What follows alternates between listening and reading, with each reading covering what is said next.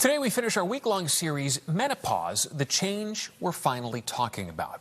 An often overlooked symptom of menopause is how it can affect mental health. NBC5's Kate Chappell takes a closer look at how therapy and functional medicine can play a role in treatment. Brain fog, I wasn't sleeping well, I started to gain weight. I had anxiety for the first time in my life. Perimenopause affects women very differently, but one thing is consistent. The struggle is real. We continue to hear this from women who are calling. I've been looking for a very long time to find this really targeted support, but it just doesn't seem to be out there. And women are looking for answers and the opportunity to open up in a safe space about a midlife transition they have in common. Lauren Ratliff started matrescence therapy in 2021, initially for women in pregnancy and postpartum. But over the last year, a new need has emerged, the largest growth within her practice, the menopause transition. It's just these really big transitions paired with all of these big hormonal shifts.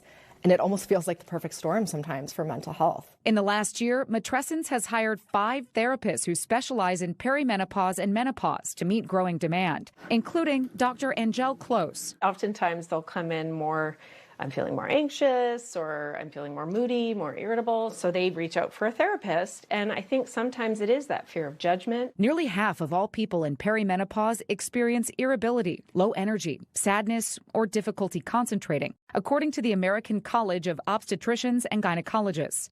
That shame or self-blame keeps us isolated. Changes in estrogen levels are likely responsible for significant mood swings that can be disruptive. Changes in sexuality, exercise, and eating habits, and stressful life circumstances can also affect mood. How often do you receive acupuncture?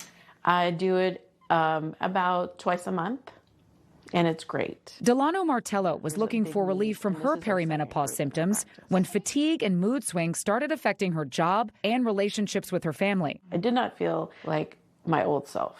I knew something was different. She found Ashley Flores at Four Flowers Wellness and started acupuncture in 2023. It's very helpful for things like anxiety, insomnia, regulating hormones. Functional medicine aims to identify the root cause of disease rather than just treating symptoms. Martello sees an OBGYN, but wanted to complement her treatment with a holistic approach. She pairs her acupuncture with ashwagandha root to manage stress, anxiety, and fatigue. Instead of starting on like hormone replacement therapy right away, just to see how it goes, and then also just keeping up with lifestyle changes. Over-the-counter supplements for menopause are part of a $17 billion global market, expected to grow more than 5% a year until at least 2030, according to Harvard Medical School. Common ones to treat perimenopause symptoms are magnesium for sleep, black cohosh for hot flashes, and maca root for energy and mood. 2 people with very similar menopause symptoms might receive completely different treatments.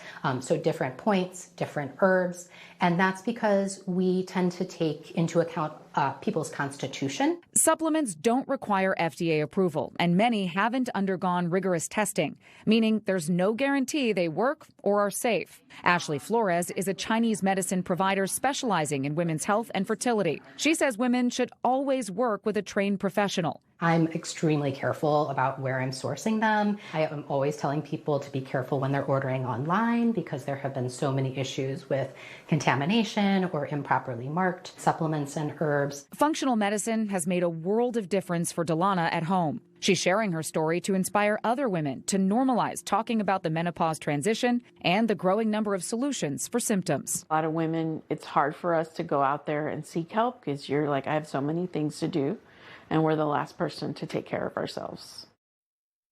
If you're interested in supplements, experts have this advice. Look for USP or NSF on the label, indicating the supplement has been tested by a third party. And avoid blended products. Look for a supplement that only has that herb. And watch for side effects. Anything out of the norm could be signs of a problem. It's also worth noting acupuncture is almost never covered by insurance. Back to you.